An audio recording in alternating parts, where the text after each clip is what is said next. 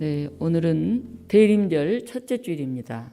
아기 예수 오심을 기다리면서 함께 기도하고 또 경건한 마음으로 보내는 그런 한 달의 첫 날이 시작되었습니다.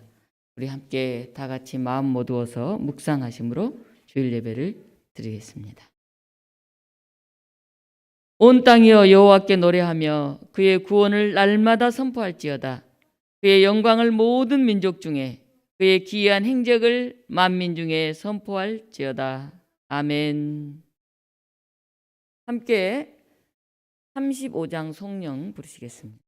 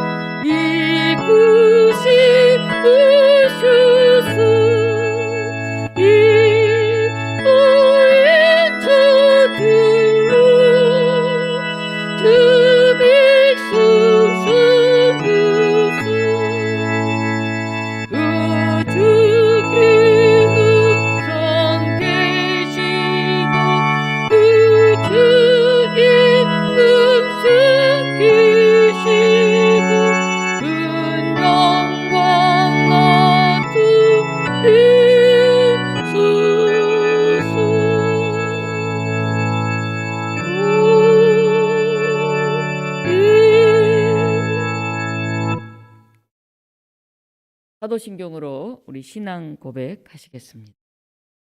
나는 전능하신 아버지 하나님 천지의 창조주를 믿습니다. 나는 그의 유일하신 아들 우리 주 예수 그리스도를 믿습니다. 그는 성령으로 잉태되어 동정녀 마리아에게서 나시고 본디오 빌라도에게 고난을 받아 십자가에 못 박혀 죽으시고 장사된 지 사흘 만에 죽은 자 가운데서 다시 살아나셨으며 하늘에 오르시어 전능하신 아버지 하나님 우편에 앉아 계시다가 거기로부터 살아있는 자와 죽은 자를 심판하러 오십니다. 나는 성령을 믿으며 거룩한 공교회와 성도의 교제와 죄를 용서받는 것과 몸의 부활과 영생을 믿습니다. 아멘. 찬송가 36장 함께 부르시겠습니다.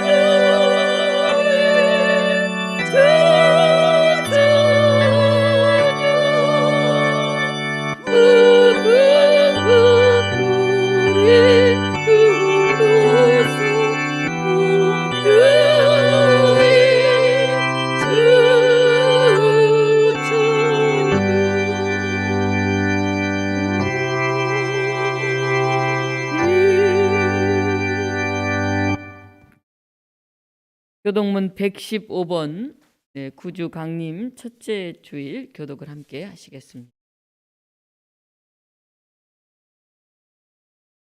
성문으로 나아가라 나아가라 백성이 올 길을 닦으라.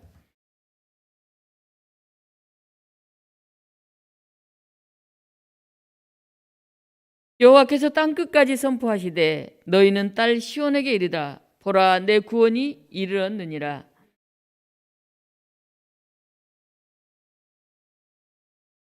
사람들이 너를 일컬어 거룩한 백성이라 여호와께서 구속하신 자라 하겠고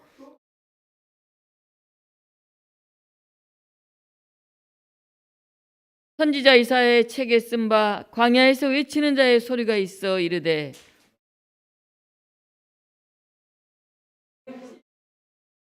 모든 골짜기가 메워지고 모든 산과 작은 산이 낮아지고 모든 육체가 하나님의 구원하심을 보리라 함과 같으니라. 아멘. 시간 유한식 장로님께서 기도 인도하시겠습니다. 축복의 근원이 되시고 인생의 소망이 되시는 하나님, 11월 마지막 주일에 주님 앞에 나와 간구와 기도를 올립니다. 오늘 우리들의 드리는 기도를 연락하시고 신령한 예배로 인도하여 주시옵소서. 열심을 품고 아버지를 섬긴다고 하였지만 최선을 다하지 못한 점을 주님 앞에 고백하오니 공의를 여겨 주시옵소서. 용서와 위로의 주님, 이 시간 주님 앞에 고백합니다. 주님께서 저희를 사랑하신 것과 같이 저희는 주님을 사랑하지 못하였고 이웃과 민족을 사랑하지도 못했습니다. 주 용서해 주시고 온전한 새로운 사람이 되게 도와주시옵소서. 믿음이 적은 저희들에게 참 믿음을 주시기를 원합니다. 말씀 위에 굳게 세워주시고 믿음의 주님 온전케 하시는 주님을 바라보게 하시옵소서. 여호수아와 같이 항상 큰 믿음을 구하게 하시고 하나님을 온전히 믿는 믿음을 통하여 응답받는 복된 주의 백성으로 삼아주시기 없소서. 자비로우신 주님, 아직도 코로나19로 인해 많은 사람이 고통을 받고 있습니다. 하루속히 종식되게 하여 주셔서 우리 모두 안심하고 살아가게 하여 주시옵소서. 우리의 삶이 하나님의 형상으로 살아가야 하는데 여전히 우리는 세상의 걱정과 근심으로 찌들어 있지 않은지 되돌아봅니다. 예배드리는 이 시간에 교만한 마음들이 물러가게 하시고 모든 허탄한 것들이 제거되게 하시며 믿음이 더욱 새롭게 성숙되는 복된 시간이 되게 역사하여 주시옵소서. 우리를 통해 새 일을 이루시기 원하시는 주님, 주님께서 선하신 뜻으로 세우신 우리 교회가 하나님을 더욱 뜨겁게 사랑하기를 소원합니다. 우리 교회가 올바른 길로 나아가며 삶에 지친 영혼들에게 사랑과 위로를 베푸는 영혼의 신타가 되게 하여 주옵소서. 삶으로 복음을 전하는 우리의 삶터에서 우리의 자녀와 젊은이들이 말씀으로 양육되고 훈련되어 어두운 세상 속에서도 영성과 실력을 갖춘 믿음이 깊은 하나님의 일꾼으로 쓰임받게 하여 주옵소서. 오늘도 진리의 말씀, 능력의 말씀을 들고 다니에 서신 우리 목사님을 기억하여 주옵소서. 주님께서 맡기신 사명에 성실히 임하며 이 예배로 전하시는 말씀이 우리들 심령이 부유해지고 은혜가 충만하게 하여 주시옵소서. 모든 감사와 찬양과 영광을 주님께 올려드리며 거룩하신 예수 그리스도의 이름으로 기도드리옵나이다. 아멘.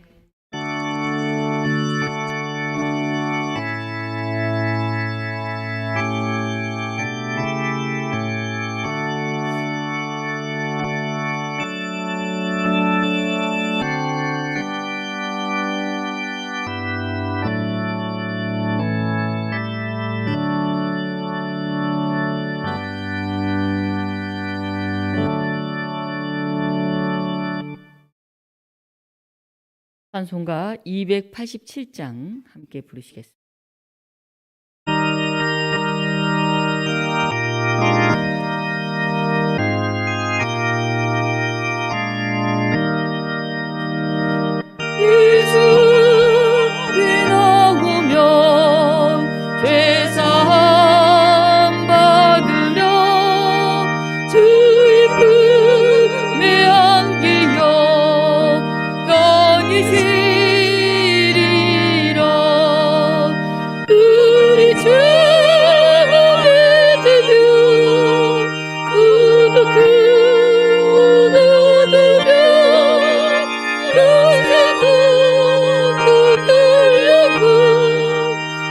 확실히 받겠네.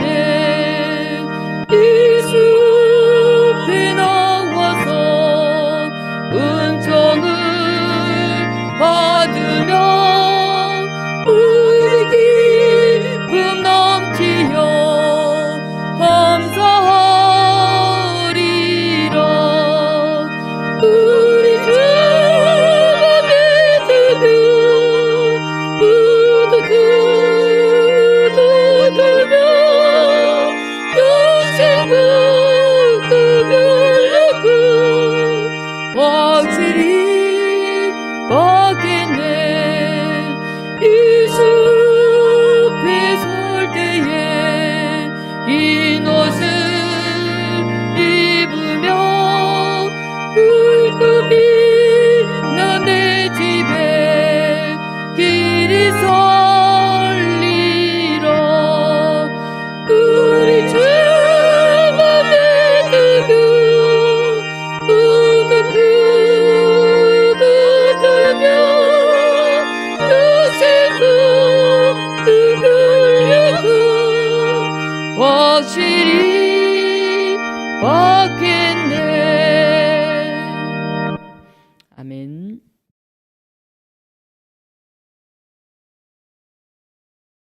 오늘 우리에게 주신 하나님의 말씀은 에레미야 23장 5절로 8절 말씀입니다.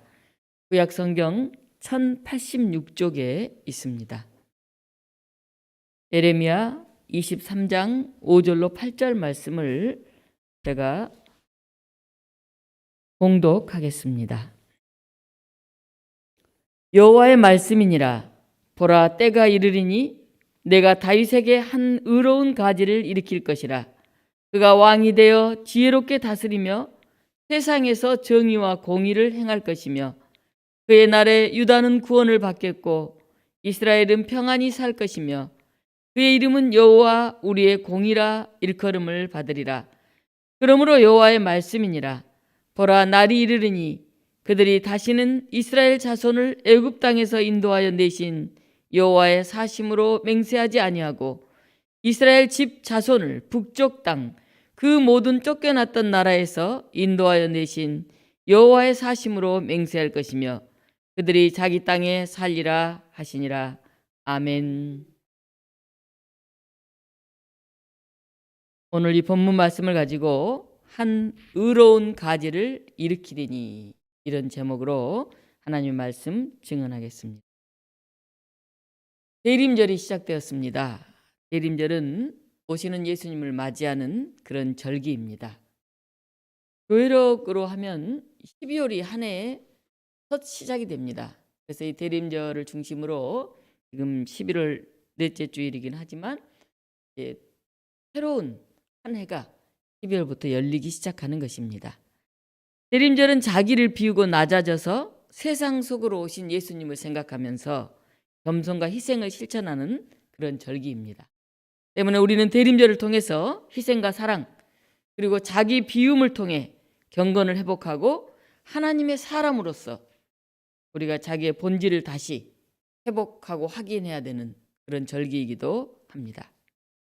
오늘 에레미야는 유다의 멸망을 예언합니다. 그러나 다가오는 공평과 정의의 하나님 나라를 소망합니다.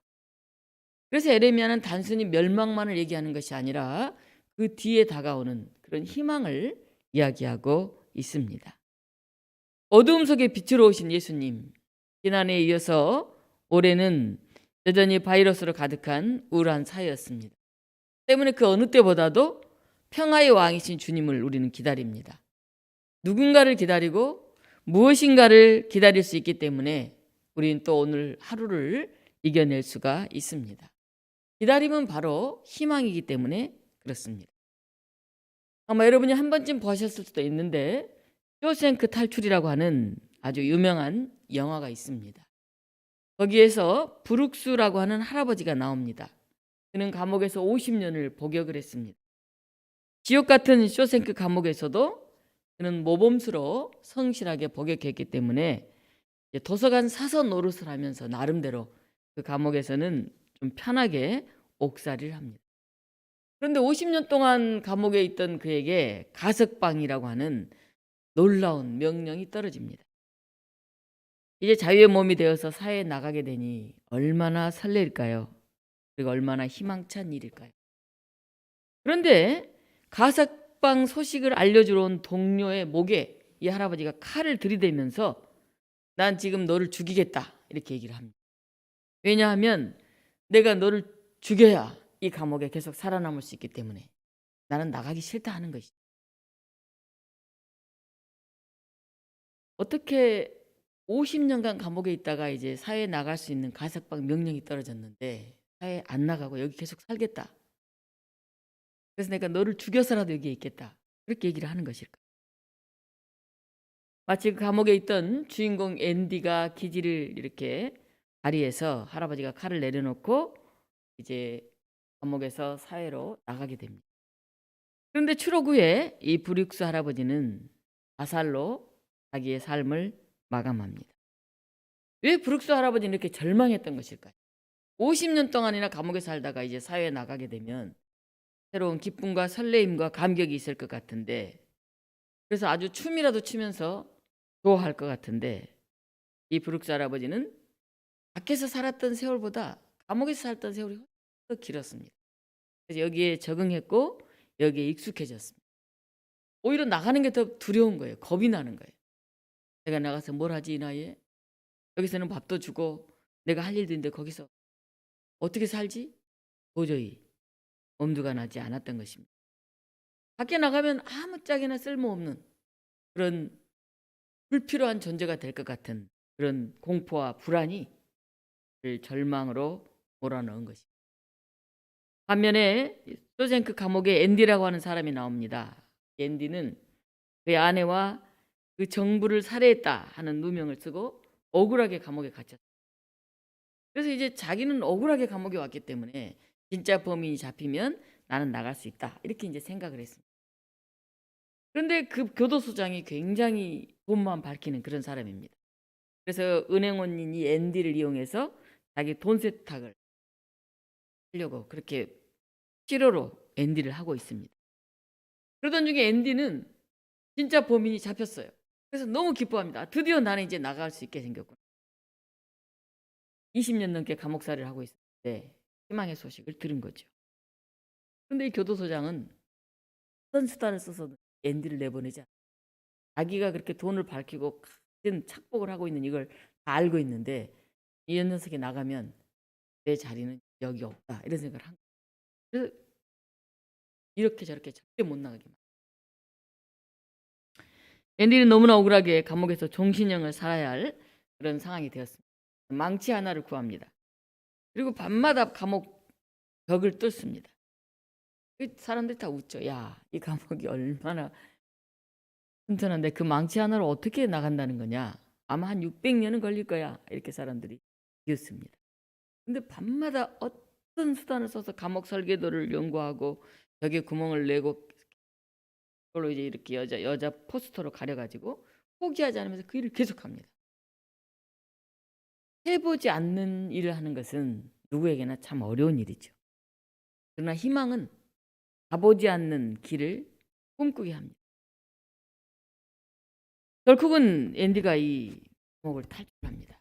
그리고 다른 사람들이 가능성이 보이니까 그때는 이제 이 앤디 편에 함께하면서 그 탈출을 같이 하는 그런 일이 일어납니다. 한참 후에 이 마지막 장면에서 그 감옥에서 가석방된 레드라는 사람이 있었는데 이 레드라는 사람이 앤디를 찾아갑니다. 그러면서 그가 이렇게 말합니다. 나는 희망한다. 무사히 국경을 넘기를. 나는 희망한다. 친구와 만나 악수하기를. 나는 희망한다. 태평양이 꿈에서 본 대로 그렇게 파랗기를. 나는 희망한다. 나는 희망한다. 나는 희망한다. 나는 희망한다. 이렇게 읊조리면서 그 감옥을 탈출해 나갔던 앤디를 찾아 이렇게 떠납니다. 아마 이 앤디의 삶의 모습에서 많은 사람들이 영향을 받았습니다. 브룩스 할아버지는 그렇게 나가기 싫어하고 무서워하고 두려웠던 그 사회가 앤디에게는 반드시 나가야 하고 그럴 만한 이유가 있었던 그런 사회가 되었던 것입니다. 오늘 본문 보면 예레미야가 희망의 메시지를 전합니다. 오늘 5절에 보면 여호와의 말씀이니라 보라 때가 이르리니 라고 시작합니다. 선지자 예레미야가 살던 시대, 그때는 유대 나라의 마지막 왕이 시드기야 왕이었습니다. 아수르와 이집트 동맹, 그 다음에 이 바벨론 충동을 하는 그런 시대였습니다. 그래서 유다는 우리는 아시리아하고 애굽 쪽에서 해야 되나 아니면 바벨론 쪽에서 해야 되나 굉장한 혼란과 갈팡질팡 그런 이제 국제 정세 속에 있었습니다. 유다 왕들은 어찌할 바를 모르다가 친 바벨론 세력 또 친 이집트 세력 이렇게 쫙 나눠집니다.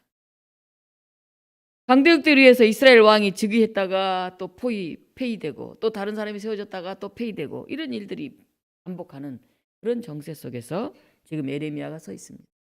예레미야는 봅니다. 이 나라는 이제 망하겠구나. 더 이상 희망이 없구나. 왕들이 정확한 자기의 중심을 가지고 이 나라를 다스리거나 통치하지 못하고 그냥 바람에 나는 촛불과 같이 여기가 붙었다 여기 붙었다. 하나님 이 나라를 포기하실 것 같구나 하는 생각을 하게 됩니다. 이런 절망의 순간에 예레미야 선지자는 왕과 백성들에게 눈물로 예언의 말씀을 왕에게 말합니다. 애굽에 의지하지 마라. 하나님을 의지하라. 어떤 게 바른 길이고 어떤 게 진리고 어떻게 사는 게 정의인지 그걸 먼저 생각해라. 힘이 여기가 있나 저기가 있나 이렇게 해서 왕장하지 마라. 그렇게 얘기합니다. 애굽을 의지하지 마라. 그리고 만약에 의지한다면은 지금 강대국은 이 바벨론이다. 바벨론이 이제 신흥 제국으로 성장해 가고 있으니 오히려 바벨론에 항복해서 후위를 도모하는 것이 백성을 살리는 길이라 얘기를 합니다. 제대로 이제 본 것이죠. 그러나 왕들은 그 얘기를 듣지 않습니다. 백성들도 그 얘기를 듣지 않습니다.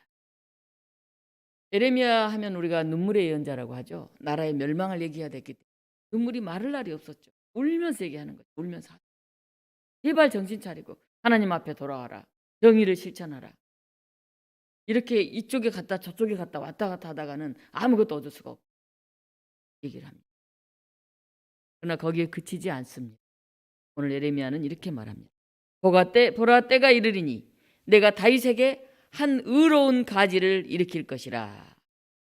어떤 학자들은 한 의로운 가지보다는 한 의로운 싹, 이 새싹이라고 번역한 게 더 적절하다 그런 얘기를 합니다. 죽은 가지에서 새싹이 이렇게 몸틀어 나오듯이 타락하고 무능한 이 왕들을 다 패하고 당장은 아니더라도 고목과 같이 죽어 보이는 그 나무에 싹이 올 거라는 것입니다. 그게 바로 다윗의 후손이라는 거예요. 그게 바로 메시아라는 것입니다.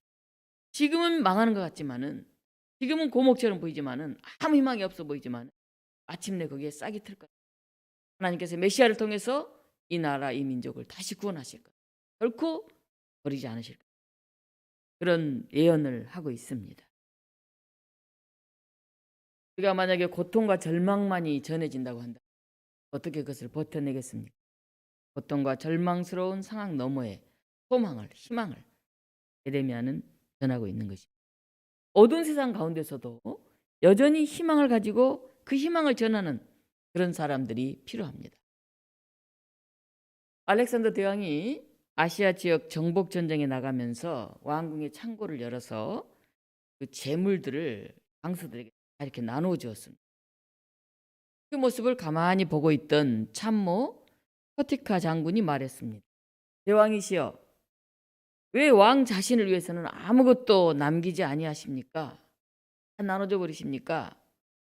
그러자 알렉산더 대왕이 이렇게 흥미로운 이야기를 했습니다. 나 자신을 위해서는 희망을 남겨두었다네. 그렇게 말합니다. 그러자 포티카 장군이 다시 대답합니다.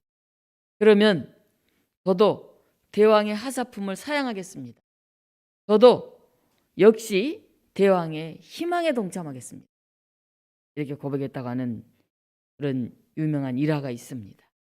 알렉산더가 자기 백성에게 남기고 싶어 한 것, 자기가 가지고 싶어 한 것, 그것은 권력도 재물도 인기가 아닌 바로 희망이었습니다. 훌륭한 리더가 누구일까요? 따라오는 사람들에게 희망을 갖게 하는 그런 사람들일 것입니다. 믿음의 사람들은 한결같이 희망으로 사는 사람들입니다. 이 절망의 끝에 하나님이 숨겨놓은 희망이 빛나고 있는 것을 보는 사람입니다. 그 대표적인 희망의 사람이었던 그분이 바로 예수 그리스도이십니다. 절망의 십자가를 넘어서 부활의 소망을 우리에게 전해주신 분입니다. 우리는 절망에 감염될 수 없습니다.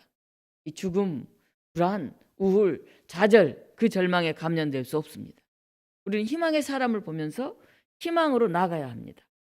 예수 그리스도, 그분이 우리의 희망입니다. 희망도 전염됩니다. 우리가 꿈꾸던 하나님 나라를 향한 우리의 발걸음을 내디디면서 우리가 설레임으로, 가슴 벅참으로 희망을 우리의 것으로 껴안아야 합니다. 소생크의 감옥 안에 있던 앤디는 돌을 조각할 때 쓰는 망치 하나로 마침내 소생크 감옥의 벽을 뚫고 성공했습니다. 모두가 불가능하고 비웃었을 때도 그는 밤을 새워가면서 연구하고 또 실천했습니다. 앤디의 그 희망이 소생크 감옥의 재소자들을 다 감염시켰습니다.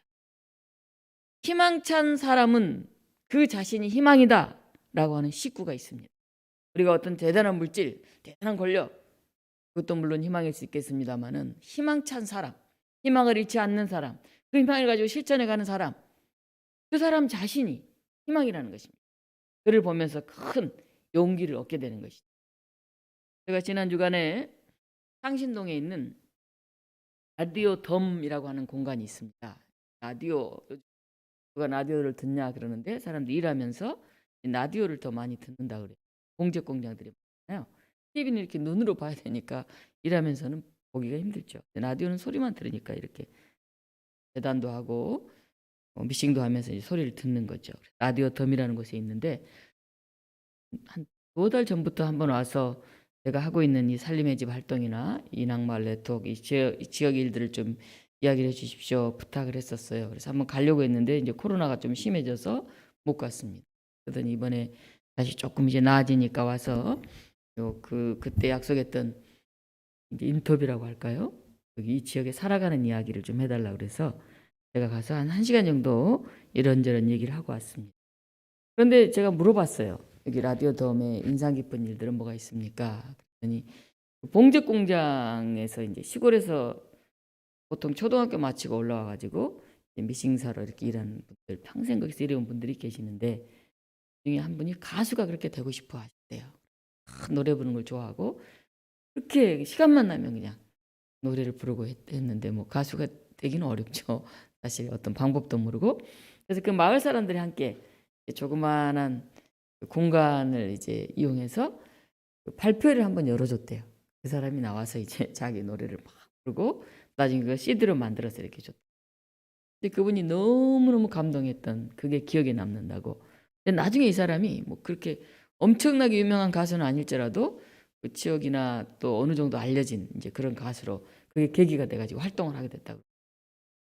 그래서 한 번은 그 창신동 지역에 있는 고등학생이 이제 가수가 되기를 원하는 그런 남자 학생이 있어서 그분에게 이제 조금 알려진 가수가 됐으니 와서 이 학생의 그런 발표하는 자리를 당신이 했던 것처럼 한번 만들어줘라. 그래서 그분이 와서 사회를 보면서 이번 이 고등학생이 노래를 하고 이제 CD를 만들고 하던 그런 일이 굉장히 기억에 남는다. 그 얘기를 했습니다. 그리고 또 하나 얘기를 하는데 최근에 거기서는 이제 검정고시 공부하는 붐이 불었다 그럽니다. 검정고시는 저 대학교 때나 아주 옛날 얘기인 줄 알았는데 창신동은 아직도 초등학교만 졸업한 분들이 그렇게 많대. 그래서 이제 중학과정, 고등학교 과정 한 분이 이제 대학 입시까지 치르고 이제 대학에 입학할 준비를 하고 있다고 합니다. 사회복지를 이제 공부하겠다고 했다고 하는데 그래서 엄청난 일이 일어나서 사람들이 계속 와서 중학반, 고등학생반 했는데 그 교사가 좀 필요하다. 교사가 좀 부족하다는 얘기를 들었습니다. 그리고 어떤 분은 고등학교 과정을 검정고시로 마치고 이제 간병인 자격을 따서 간병인으로 제2의 인생을 지금 시작했다 하는 얘기들을 들었습니다. 그래서 사람들이 그들의 모습을 보면서 가수가 되었던 사람, 또 이제 대학을 가려고 시험을 치고 있는 사람, 제2의 새로운 이제 삶을 시작한 사람, 그것들을 보면서 굉장한 희망과 용기를 얻고 있다고. 그래서 새로운 바람이 불고 있다는 얘기를 들었습니다. 에른스트 블루흐는 희망의 원리라고 하는 그런 책에서 이렇게 말합니다. 희망은 배워야 하는 것입니다. 희망을 찾아내려는 작업은 특정한 인간형을 필요로 합니다. 그것은 고유한 자신을 되찾으려고 계속 스스로를 변모시키고 고유한 자신을 끊임없이 투영하는 그런 인간형입니다. 그러니까 희망은 그냥 멀리서 단순하게 오는 것이 아니라 배워야 한다는 거죠. 자기를 찾기 위해서 고유한 자기, 계속해서 노력해야 되는 그런 일이라고, 그게 희망의 원리라고 말했습니다. 그리고 블루는 낮 꿈을 꾸라 그런 얘기했습니다. 낮 꿈. 낮 꿈이 뭘까요? 우리는 보통 밤에 자면서 꿈을 꾸잖아요. 밤의 꿈은 무의식의 세계에서 심리적 또는 성적 그런 현상으로 이렇게 나타나는 그런 것들인데, 낮의 꿈은 희망이라는 것입니다. 희망. 계속해서 철저한 의식의 세계에서 보다 나은 삶을 갈망하면서, 그것은 그냥 바라는 것, 막연하게 기대하는 것, 거기에 그치지 않고 가슴에 그것을 딱 품은 다음에는 현실에 구체하기 위해서 애쓰고 준비하는 그런 과정이라고 하는 거죠. 저는 창신동 그 골짜기에서 올라가 보니까 차가 올라갈 수 없어요. 골목들이 너무 좁아서. 우리 동네는 거기에 비하면 정말 좋더라고요. 거기 창신동 더 골목골목 길들이에요. 거기에서 검정고시 준비를 하는, 그리고 자기가 가수가 되고 싶어하고 어린 학생에게 그 길을 갈 수 있도록 손을 잡아주는 그런 모습들을 보면서 낮 꿈을 꾸는 사람들이 많아질 때 이 사회가 더 즐거운 행복한 사회가 되겠구나 하는 생각이 들었습니다. 사랑하는 독립문교 여러분, 가진 것이 많아서 능력이 뛰어나서가 아니라 우리는 믿음으로 그날을 희망하는 사람들입니다. 바로 우리들의 그 모습 속에서 다른 사람들은 희망을 갖게 됩니다. 제가 종종 이제 좀 우리 마을 목회를 발전하는 그런 시간들이 있습니다. 저번에도 일본인 한일 선교협의회 작은 교회가 어떻게 지역에서 자리매김하고 있는지 발표하는 시간이 있었습니다. 굉장히 우리 교회는 작은 교회입니다. 그리고 성곽 옆 산 위에 있는 교회입니다. 어르신들이 많고 또 청년들이 좀 있습니다. 그런데 이런 일들을 하고 있습니다. 그럼 다들 깜짝 놀라요. 어떻게 작은 교회가 그렇게 한 일들을 할 수 있냐고. 아마 우리가 낮 꿈을 꾸고 있기 때문에 우리의 희망을 포기하지 않고 끊임없이 우리가 무엇인가를 위해서 나아가고 있기 때문에 그런 이야기할 거리들이 있지 않나 하는 생각이 듭니다. 오늘 크게 두 번째는, 우리는 내가 낮 꿈을 꿔야 하지만은 거기에서 더 나아가서 하나님의 약속을 믿고 신뢰할 수 있어야 합니다. 내년 봄에 이제 우리 대통령 선거를 위해서 지금부터 굉장히 민주당이나 국민의힘당이나 후보들의 일거수일투족이 계속 매스컴에 오르내리는 것을 봅니다. 어찌 보면 그들의 면면을 보면 참 믿고 따를 지도자라고 하기에는 여러모로 부족해 보입니다. 그래서 그들의 리더십으로 더 밝은 미래를 그렇게 바라볼 수 있을까 여전히 좀 답답하다 하는 생각이, 이런 때 우리가 무엇에서 희망을 찾을 수 있을까요? 우리의 궁극적인 희망은 사람이 아닙니다. 우리의 진정한 지도자, 완벽한 공의로우신 분, 그분은 오직 한 분, 메시아로 이 땅에 오신 예수 그리스도이십니다. 그분을 바라보면서 하나님의 약속을 믿으면서 희망 가운데 살아가는 그런 대림절이 시작되었으면 좋겠습니다. 우리가 잘 알듯이 성경에는 삼손 이야기가 나옵니다. 삼손은 힘이 장사여서 당시 이스라엘이 굉장히 힘들어했던 그런 블레셋 사람들을 번번이 그냥 물리치고, 오히려 삼손 한 사람이 수많은 사람들을 제압을 합니다.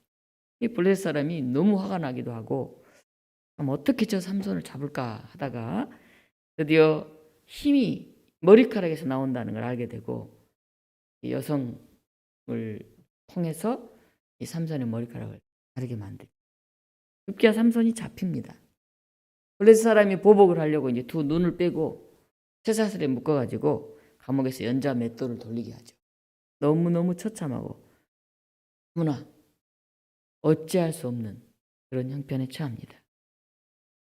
그리고 다곤 축제일이 되니까 블레셋 사람들이 삼손을 끌어내서 그 축제를 벌이는 큰 그것에 이제 데려다 놓고는 한번 재주나 한번 부려라.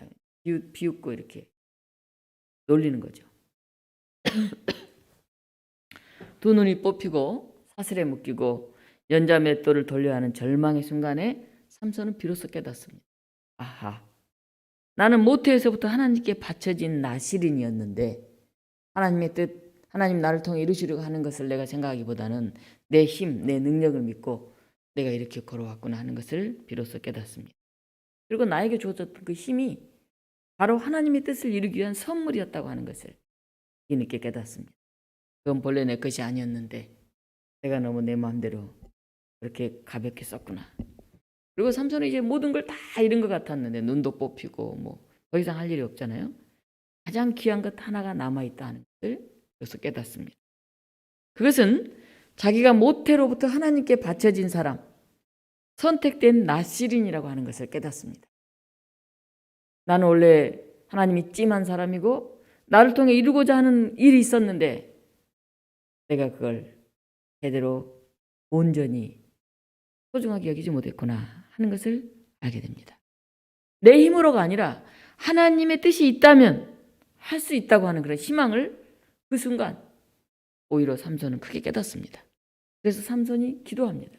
아주 비참한 그런 상황에서 기도합니다. 하나님의 은혜를 베푸셔서 혹시 나를 기억해 주신다면 한 번만 더 힘을 주십시오.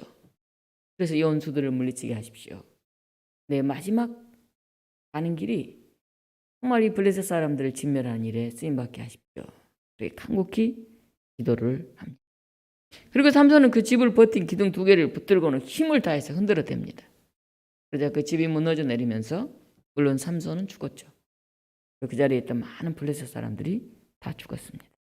성경에서는 삼손의 마지막을 이렇게 묘사합니다. 삼손이 죽을 때에 죽인 자가 살았을 때의 죽인 자보다 더욱 많았더라. 하나님의 은혜에 대한 신랄 같은 희망이 삼손과 하나님 사이에 단절되었던 관계를 다시 있게 한 것입니다. 그리고 삼손이 마침내 나는 하나님의 사람으로 나를 통해 쓰임받을 일이 있다고 하는 것을 그가 깨닫게 됩니다. 아무리 절망스러운 상황에서도 이것이 끝이 아니라는 믿음, 틀림없이 마지막 반전이 있을 것이라는 믿음, 논리적으로나 합리적으로 설명할 수 없지만은 분명히 나를 통해 이룰 그 어떤 게 있을 것이라고 하는 그 믿음, 그것이 있을 때 이 절망을 돌파할 그런 기운이 날 것입니다. 본문 5절을 봅시다. 여호와의 말씀이니라. 보라, 때가 이르리니 내가 다윗에게 한 의로운 가지를 일으킬 것이라. 그가 왕이 되어 지혜롭게 다스리며 세상에서 정의와 공의를 행할 것이며 지혜롭지 못하고 정의를 주장했지만 사실은 정의롭지도 못했던 현실의 왕 대신 진짜 지혜롭고 진짜 의로운 왕, 하나님 세우신 리더가 이 땅에 오실 것이다 라는 약속의 말씀입니다. 다 썩어버린 것 같은 그 고목에서 한 새싹이 나올 거다. 그 한 가지를 일으킬 거다. 그것은 의로운 가지. 메시아 되신 예수 그리스도는 그에 대한 희망이 잘린 뿌리에서 새롭게 돋아난 그런 싹이었던 것입니다. 그리고 6절은 그가 오셔서 할 일을 요약합니다. 그의 나라 유다는 구원을 받겠고 이스라엘은 평안히 살 것이며 2가지를 약속합니다. 구원과 평안입니다. 누구든지 그의 통치를 수용하는 사람마다 구원을 경험하고 세상이 알지 못하는 평안을 소유하고 그 평안 속에서 살아갈 것이라고 예언합니다. 예레미야는 당시 이스라엘 백성들이 바로 그분을 바라보고 그분을 기대어 살 것을 간곡히 원하고 있습니다.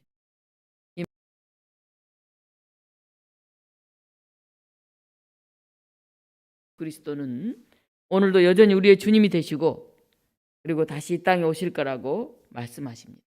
그분이 우리의 구원이시고 그분이 우리의 평화이시고 그분이 우리의 유일한 희망이십니다. 예레미야의 별명을 잘 아시죠? 눈물의 선지자입니다. 크리스찬 투데이라고 하는 잡지는 20세기 세계 기독교 역사에 가장 의미 있는 영향력을 남긴 지도자로 셰퍼 박사를 주목했습니다. 크리스찬니티 투데이. 이 셰퍼 박사는 기독교적 영향력을 상실한 그런 유럽 문명을 보면서 아무 역할도 하지 못한 채 죽어가는 이 오늘의 기독교가 너무너무 안타까워요. 그래서 눈물로 설교하고 눈물로 기도하고 눈물로 가르치면서 호소했던 그런 사람입니다. 그의 뒤를 따라서 여러 나라, 소위 세상을 바꾸고 교회를 개혁하려고 갱신하는 많은 지도자들이 일어났습니다. 그러나 아무도 이 셰퍼 박사만큼 영향력을 끼치지 못했습니다. 카슨이라고 하는 신학자는 말하기를 셰퍼 박사만이 영향력을 끼칠 수 있었던 특별한 것이 있는데 그는 그의 눈물 때문이라고 그렇게 말했습니다. 셰퍼 박사 아니 그보다 더 정확하고 더 예리한 문명 분석을 그리고 교회 비판을 하는 사람도 많아졌지만은 오늘 이 시대를 끌어안고 정말 기도하고 정말 눈물을 흘리는 그런 사람들이 많지 않다는 것입니다.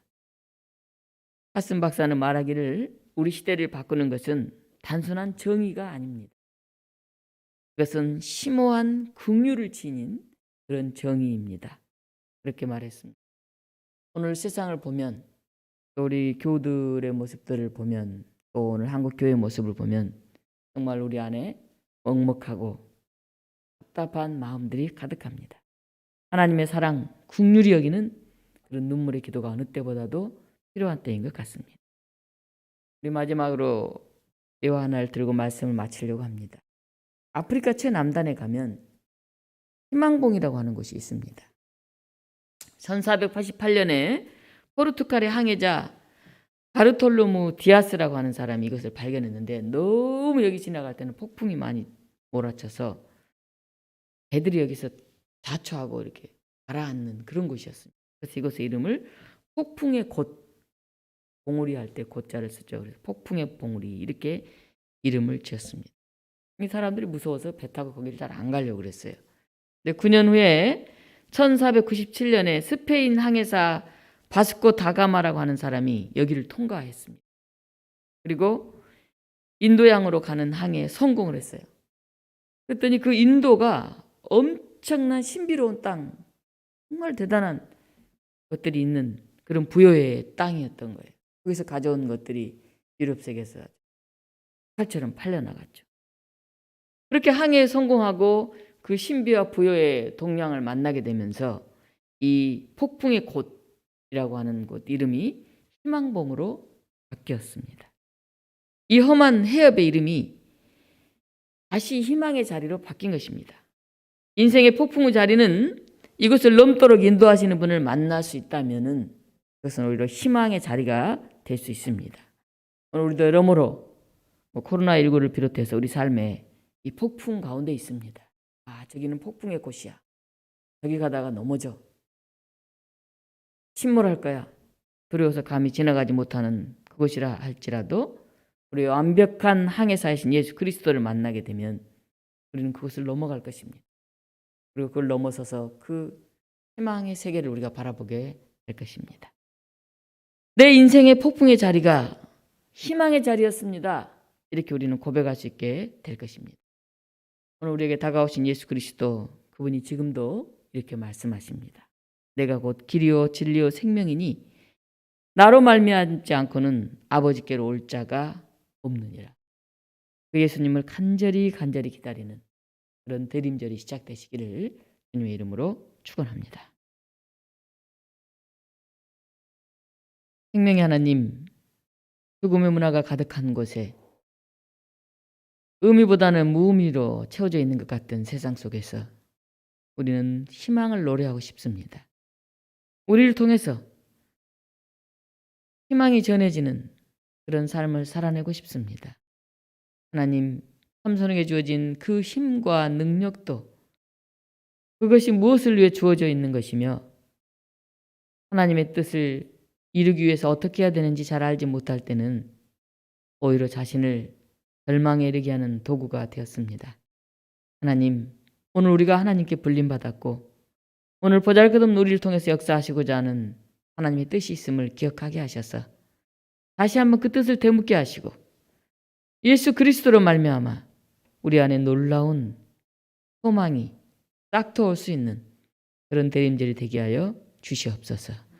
우리 성도들 몸이 연약한 이들이 있습니다. 눈물 가운데 있는 이들이 있습니다. 근심하는 이들이 있습니다.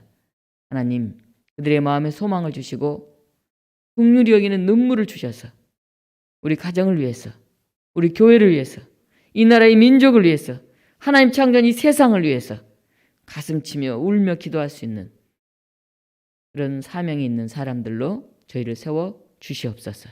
오늘 우리에게 빛으로 다가오시는 예수 그리스도 이름으로 감사하며 기도하옵나이다. 아멘. 말씀송 함께 부르시겠습니다.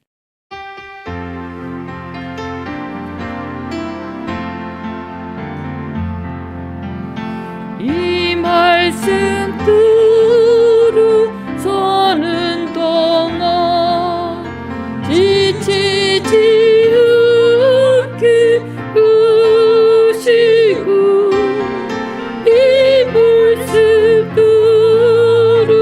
들으서는 동안 주님 뜻 이루소서.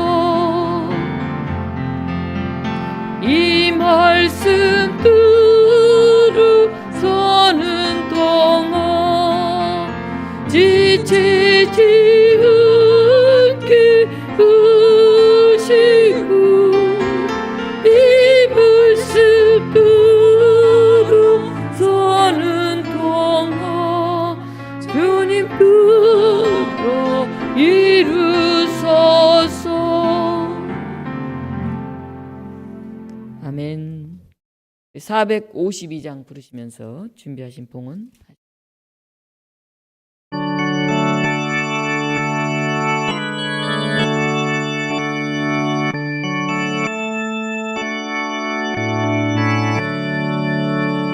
내 모든 손 기도에 드리고 예수님 받기 원함이라. 예수님 용서 우리에게 세상의 복음을 주니 예수님 듣기 내가 얻으니 널 구원하신 예수님 이 마음속에 제가 굳어서 주님의 용서 잊으소서. 무한한 사랑 풍성한 긍휼 슬픈 자 위로하시는 주 이른 뒤에 부르는 예수 그 영상 담대 없소서. 예수님 듣기 내가 원하네 날 구원하신 예수님 이 마음속에 제가 굳어서 주님의 용서 잊으소서. 겸손한 예수 부르는 주님 원수의 불씨 참으시사 우리를 위해 오늘을 모두 우주를 닫게 하옵소서. 예수님 듣기 내가 원하네 널 구원하신 예수님 내 마음속에 제가 굳어서 주님의 용서 잊으소서. 아멘. 이 시간 알림과 교제 시간입니다. 네, 오랜만에 또 얼굴 뵙는 분들 계셔서 반갑습니다. 이제 대림절이 시작되었는데 우리가 추수감사 예배를 좀 미뤘습니다. 그래서 다음 주일에는 추수감사 예배로 드리도록 하겠습니다. 그리고 오늘 11월 넷째 주 대림절 시작한 이 주일을 저희가 영생주일로 지키고 있습니다. 올 한 해 우리 교우들 가운데서는 특별히 이 세상을 떠난 분이 안 계시지만 코로나19로 인해서 이 세상을 떠나신 분들을 우리가 기억하면서 함께 기도했으면 좋겠습니다. 또 우리 주변에 알고 있는 사람 중에 우리 곁을 떠난 이들이 있다고 한다면 그들을 기억하면서도 잠시 기도했으면 좋겠습니다. 이 시간 함께 잠깐 묵상하는 시간을 갖겠습니다.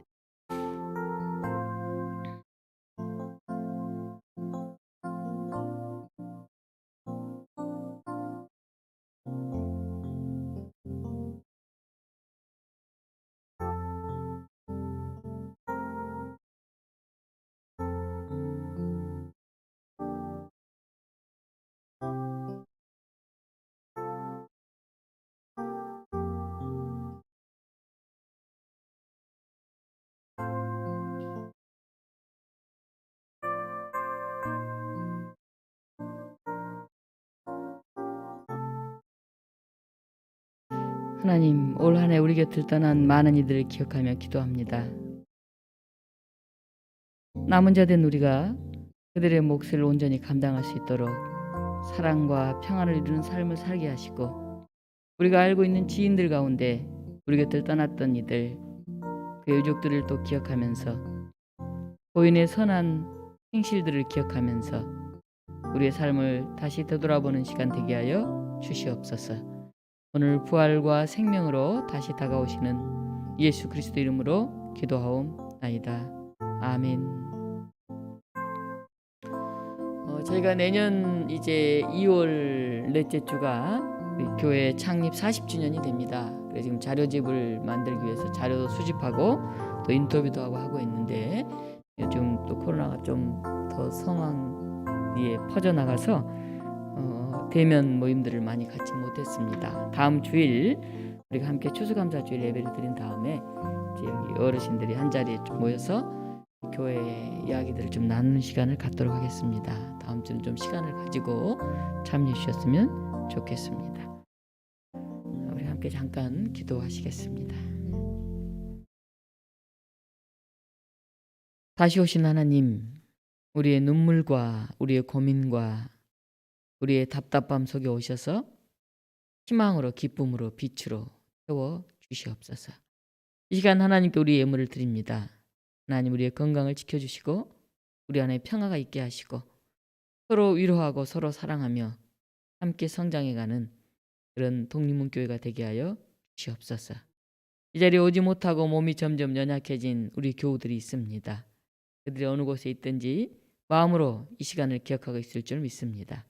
특히 우리 어르신들 한 분 한 분을 지켜주시고 또 우리 젊은이들, 청년들, 그들의 삶도 인도하여 주시옵소서.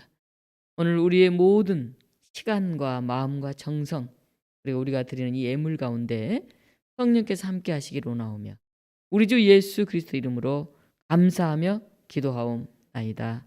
아멘. 435장 찬송 부르겠습니다.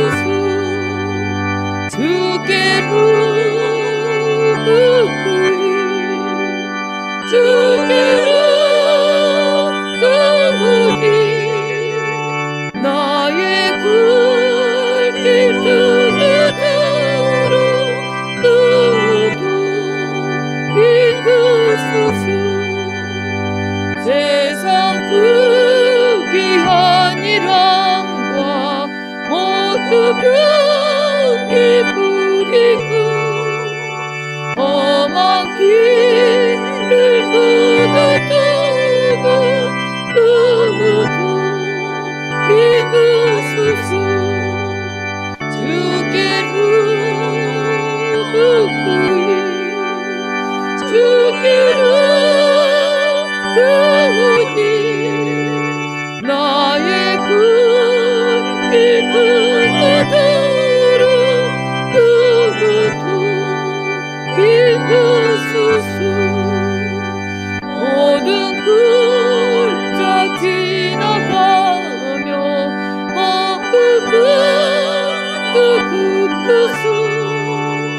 정복 그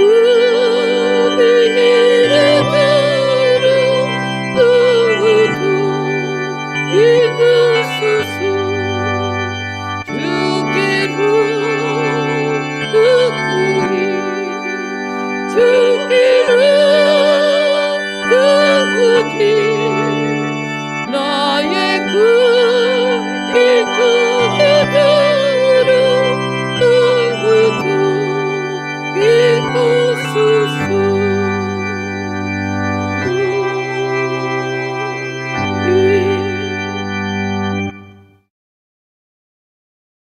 우리 주 예수 그리스도의 은혜와 하나님의 크신 사랑과 성령의 역사하심이 오늘 우리의 절망의 상황 속에서 희망을 보며 빛 가운데로 나오신 예수 그리스도를 통해 우리 또한 희망의 전령이 되고자 다시 한번 용기 내어 사명을 가지고 일어서서 나아가는 사랑하는 독립문 교우들과 이 시간 방방곡곡에서 예수 그리스도의 이름으로 더불어 함께 예배드리는 믿음의 사람들과 이 땅 모든 곳에 생명이 있는 것들 가운데 지금부터 영원토록 함께 없시기를 간절히 축원하옵나이다. 아멘.